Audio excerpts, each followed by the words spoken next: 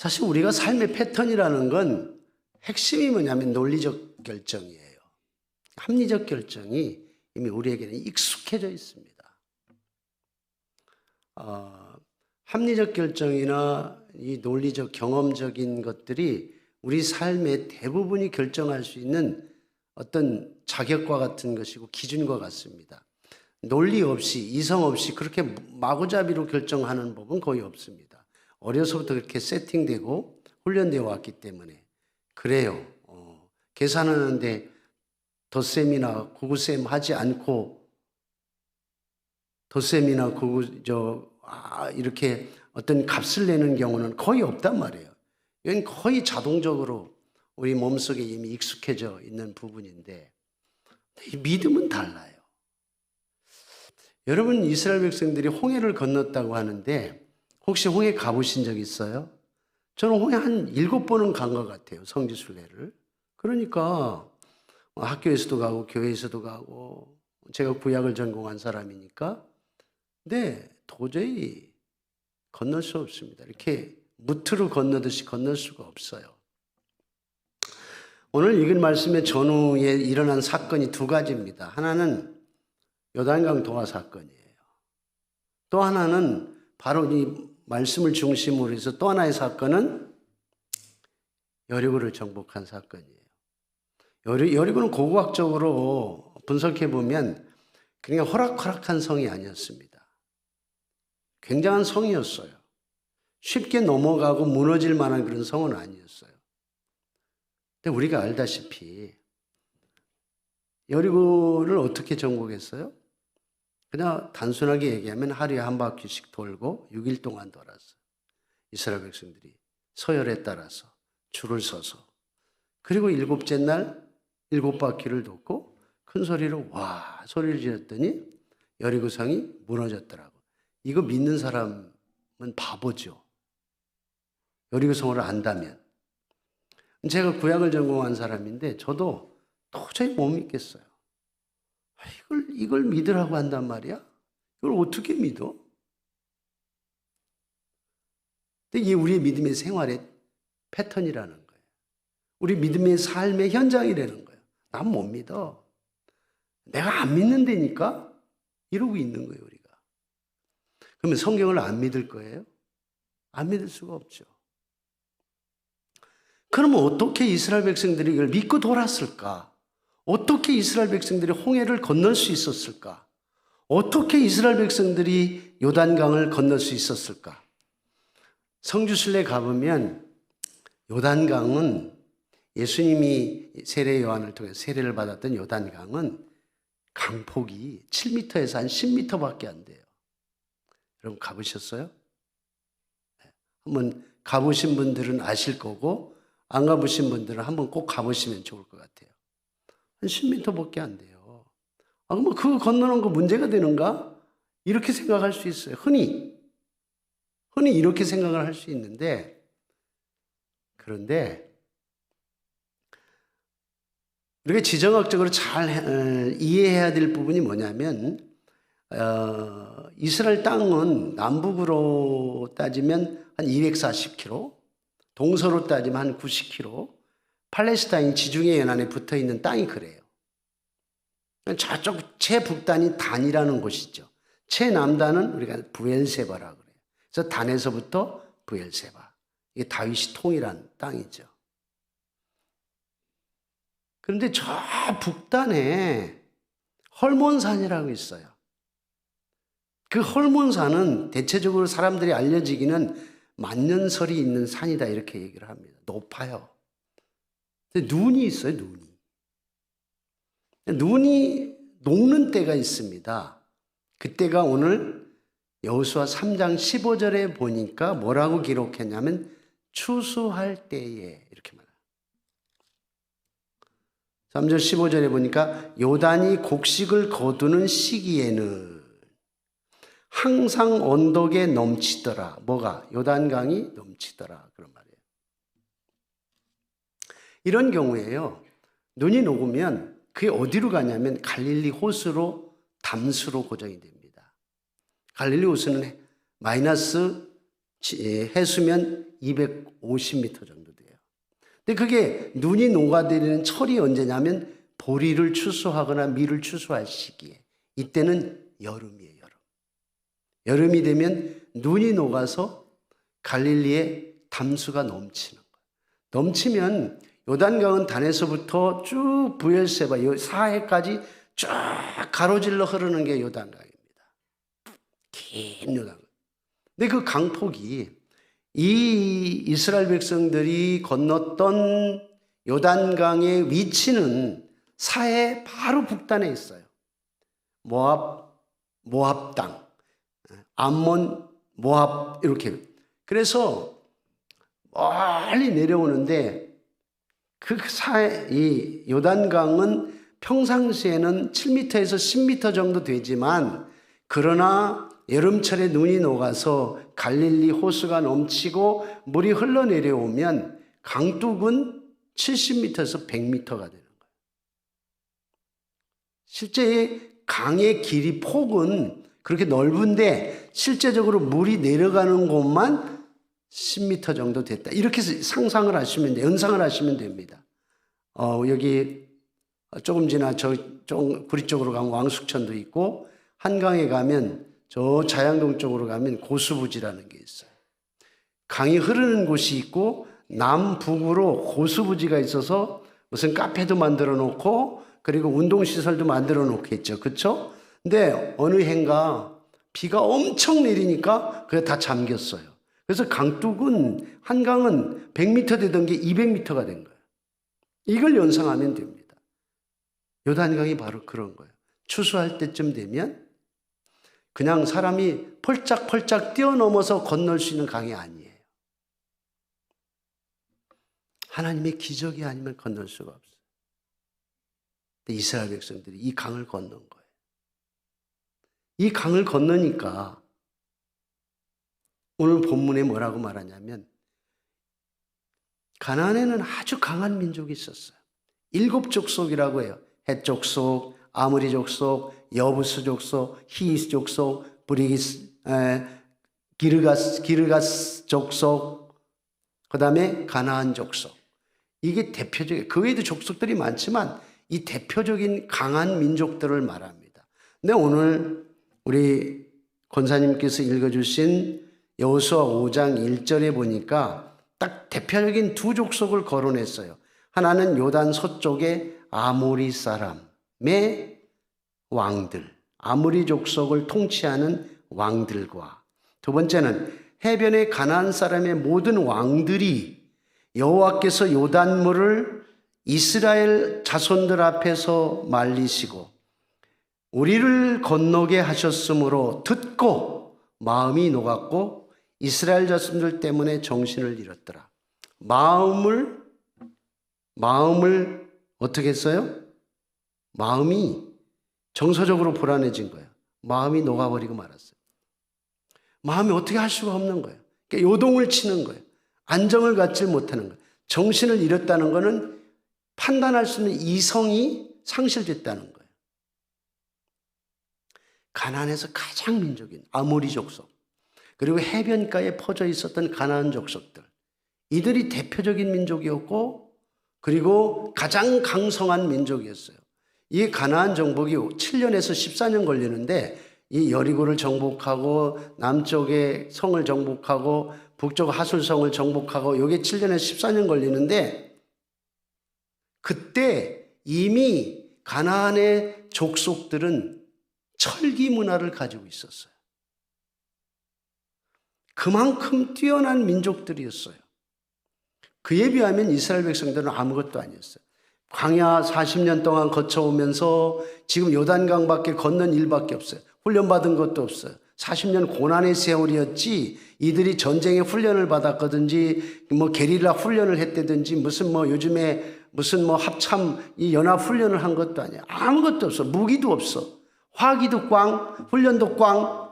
이거는 전쟁에 전혀 대비가 되지 않은 민족들이에요. 1대1로 싸우면 초전박살날 민족들이었어요. 근데 하나님께서 이 백성을 요단강을 갈리우셨어요. 그리고 건너갔어요. 그 소식을 듣고 있었던 가나안의 원주민들 알았겠죠? 250만 내지 300만이 밀려오는데 하나님께서 아브라함을 통해서 이 땅을 선물로 주었다. 저 땅은 내 땅이다라 하면서 외치면서 오는 이 백성들을 가나안 원주민들이 몰랐겠어요? 이미 대비하고 있었죠. 오기만 해봐라. 그런데 오는데 요단강 절대 못 건널 거야. 지금 추수 시기고 지금 저렇게 봄남하고 있는데 저 요단강을 건너 절대 못 넣을 거야. 다 건너온 거예요. 그래서 하모리 족속하고 가나안 해변의 족속들이 정신을 잃고 마음이 녹아내린 거예요. 이 정도 되면 이 손자병법에 이런 손자병법인지 아니 중국의 병법에 지피지기는 백전백승이라 이런 말이 있다고 해요. 있는지는 모르겠지만. 근데 그걸 뭐 제가 찾아보니까 지피지기는 백전불패다 이렇게 하는 게 원래 맞다고 그래요. 100번 싸워서 100번 지지는 않는다. 내가 알고 네 적을 알면. 나를 알고 적을 알면 100번 백승한다. 이거는 좀 과도하다. 이렇게 평가를 해놨더라고요. 어쨌든 지금 이 상황은 이스라엘 백성들은 해야 될 것은 반드시 진군을 해야 되는 거예요. 왜? 가나안 원주민이나 아모리 족속이 정신 잃고 마음을 판단력이 상실이 된 거예요. 이게 적군인지 아군인지 몰라요. 그리고 마음이 녹아내렸어요. 이미 정서적으로 불안해서 우리는 죽었다. 우리는 패배했다. 저들이 믿는 하나님은 우리가 믿는 바알 신하고는 게임이 되지 않는다. 이미 알고 있었어. 이미 몸으로 체득하고 벌벌벌벌 떨고 있었어. 어떻게 해야 돼요? 진군해야죠. 싸워야죠. 그리고 가서 정복을 해야죠. 이게 정답이에요.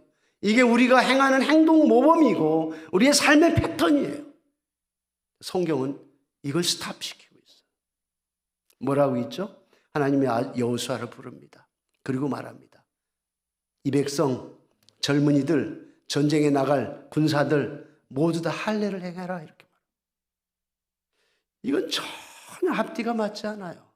이건 전략도 아닙니다. 이건 따라갈 수 있는 모범도 아니라고 생각할 수밖에 없는 정황에 갖다 놓는 거예요. 여러분 어떻게 하시겠습니까? 할례 행해야 돼요? 하지 말아야 돼요? 나 같으면 못한다고 그럴 것 같아요. 요즘의 삶이 그러니까. 요즘에 우리가 사는 삶대로 얘기해야죠. 여호수아는 순종을 합니다.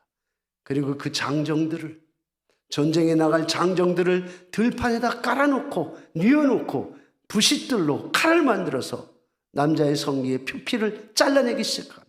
자르는 게 아니죠. 찍어내는 거죠. 얼마나 고통스럽겠어요. 견딜 수 있겠어요? 하루, 이틀, 3일 그 상처가 나을 때까지. 그것은 칼로 상처를 받은 것도 보다 더 심할 것이고 총으로 옆구리에 찔림을 받은 것 못지않은 그만큼 아픔과 고통이 그들에게 있단 말이죠. 그들은 그걸 행했어요. 이 순종은 죽음이에요. 죽음. 아, 우리는 죽었구나. 우리는 죽었다. 우리가 받는 이 할례를 통해서 이미 우리의 생명은 끝장났다. 이거예요. 순종하는 즉시 그들이 누워서 무슨 얘기를 했고 우리는 죽었다. 저들이 이 사실을 알고 쳐들어오면 우리는 단 한 번 칼 한 번 써보지 못하고 창 한 번 써보지 못하고 우리의 생명은 끝장이구나. 그런 생각하겠죠. 그런데요, 놀랍게도 할례의 의미는 나는 죽었다라는 의미예요. 나는 죽었다. 나는 하나님으로 말미암아 죽었다라는 거예요.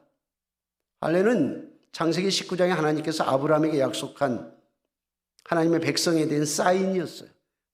난지 8일 만에 할례를 행하는 자는 하나님의 백성이 될 것이요 할례를 받지 않는 자는 백성으로부터 끊어지리라 그랬어요. 그래서 하나님의 백성이 되느냐, 하나님의 살아있는 백성이 되느냐 되지 않느냐라고 하는 것은 할례를 행했느냐 행하지 않았느냐의 그 표식에 달려 있었던 거예요. 그 의미는 똑같아요. 내가 할례를 행함으로 말미암아 하나님으로 죄로부터 죽었다. 이게 세례의 의미예요. 세례는 할례로부터 근원을 찾아요. 물속으로 들어가면서 나는 죽었다. 물속에서 다시 살아 나오면서부터 주님으로 말미암아 내 생명은 살았다. 이게 세례의 의미예요. 죄가 굴러감으로 죄가 해결됨으로 살아난 거예요. 그것이 할례의 근원 속에 있는 거예요. 이스라엘 백성들은 할례를 받으면서 나는 죽었다. 그래, 죽었어. 나는 이미 죽었어. 그렇게 하나님께 그 인생을 맡기니까 하나님이 책임지시더라는 거예요. 하나님이 아모리 족속, 가나안의 해변에 있는 가나안 족속들, 그들에게 공격해오지 못하도록 막아내셨어요. 그리고 바로 그 다음 할례를 받은 다음에 유월절 제사를 드립니다. 그러니까 하나님이 출애굽시킨 것은 하나님의 전적인 능력이었잖아요. 이게 유월절의 의미예요. 하나님이 구원해 주신 거 아니에요. 죽음의 신이 인방 문설주의, 좌우 문설주의 피를 발름으로 죽음의 신이 지나간 그것을 이스라엘 백성들 속에는 있는 거예요. 할례를 통해서 하나님이 우리에게 죽음이 지나가게 하셨구나. 그리고 나니까 바로 이 여호수아 5장 15절에 여호와의 군대 장관이 딱 여호수 앞에 나타나는 거예요. 여호와의 군대 장관이 이제 왔느니라. 당신이 누구냐고 물었을 때 내가 산 땅은 거룩한 땅이 너의 신을 벗으라. 여호와의 군대 장관이 이제 왔느니라 하면서 여호수아에게 확신을 주고, 그리고 이 가나안 땅은 아브라함에게 주신 약속의 땅이고 하나님께서 약속의 땅인 선물을 내가 정복해서 너에게 주겠노라고 하는 사인이, 여호와의 군대 장관이 여호수아에게 딱 나타나서 사인을 주신 거예요. 그 확신이 이스라엘 백성들에게 옮겨가기 시작했고, 그래서 여리고를 그들은 도울 수 있었던 거예요. 한 바퀴 돕니다. 두 바퀴 돕니다. 하루 돌고 이틀, 3일, 사흘, 그들은 전혀 옆에 사람과의 어떤 말이 들리지 않도록 하나님의 명령에 따라서 그들이 돌기 시작했어요. 만약에 이 과정이 없었더라면, 이 하나님이 이 할례의 과정을 통해서 하나님이 지켜주시지 않았더라면 우리는 죽었을 거야 라고 하는 이 믿음이 없었더라면 결코 그들은 여호와 이 여리고를 도울 수 없었을 거예요. 그들은 두려워했을 것이고 그들은 불안해했을 것이고, 그 위에서 이 강한 여리고 성에 있는 군사들이 그들을 얼마든지 역공할 수 있고 기습할 수 있고 공격할 수 있는 상황 속에 놓여 있음에도 불구하고 단 한마디 주변 사람과 두려워, 무서워, 믿을 수 없어, 나는 갈 수 없어 말하지 아니하고 오직 요단강을 거르게 하신 하나님, 할례를 행했을 때 끝까지 지켜주셨던 하나님, 내 목숨은 주님께 있습니다, 하나님께 있습니다라고 그들은 돌았던 거예요. 그 믿음이 없었더라면, 그런 믿음의 경험이 없었더라면 그들은 절대로 여리고를 도울 수도 없을 뿐만 아니라 정복할 수도 없었을 거예요. 여러분, 우리는 수많은 성경의 사건을 통해서 논리적이고 이성적인 접근을 하라고 말하지 않습니다. 그래서 믿음을 정의합니다. 믿음은 바라는 것들의 실상이요 보지 못하는 것들의 증거니라. 여러분, 우리의 합리적 사고는 믿음을 평가할 수 없습니다. 우리의 논리적 이성은 믿음을 결정지을 수 없습니다. 우리의 믿음은 말씀을 붙잡고 가는 거예요. 하나님과의 관계를 갖고 가는 거예요. 이 믿음이 우리에게 성숙한 믿음이라고 우리 주님이 가르쳐 주십니다. 여러분, 우리는 이미 예수 그리스도를 통해서 할례를 받은 사람들이 아닙니까? 예수 그리스도를 믿음을 통해서 그의 십자가의 죽으심과 부활 사건을 통해서 구속의 완성을 이루어내셨고, 우리는 그 말씀을 붙잡고 그 믿음을 통해서 하나님과 우리의 관계는 이제는 절대 불가분리적인 관계로 릴레이션십이 이루어진 거 아니에요. 그래서 우리는 그분을 붙잡고 가는 거예요. 우리의 논리적 이성이 아니라, 우리의 경험적인 어떤 결정하는 패턴이 아니라, 우리는 하나님이 나의 하나님이시고 나는 그분의 백성이라고 하는 이 하나님과 우리의 관계를 붙잡고 우리는 믿음의 결정을 하는 거예요. 그것이 믿을 수 없는 상황이라 할지라도, 그것이 행할 수 없는 상황이라도 우리 자신을 내려놓고 우리의 경험을 내려놓고 주님의 말씀을 붙잡고 가는 것입니다. 저는 이것이 우리의 믿음의 본질이라고 믿어요. 아마 우리 다산은혜 교회는 이제 훈련도 잘 받으시고 또 여러 가지 프로그램들 통해서 훈련을 많이 받으셨을 텐데, 이제는 부디 그 훈련이 우리의 삶의 패턴이 될 수 있기를 바랍니다.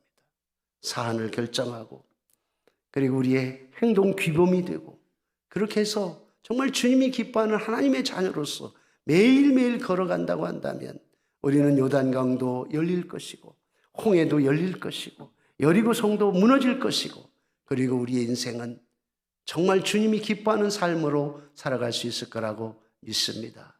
이런 은혜가 오늘 헌신하기 위해서 이 자리에 함께 있는 예배위원들과 또 우리 모든 성도들에게 풍성이 넘칠 수 있기를 주님의 이름으로 축원합니다.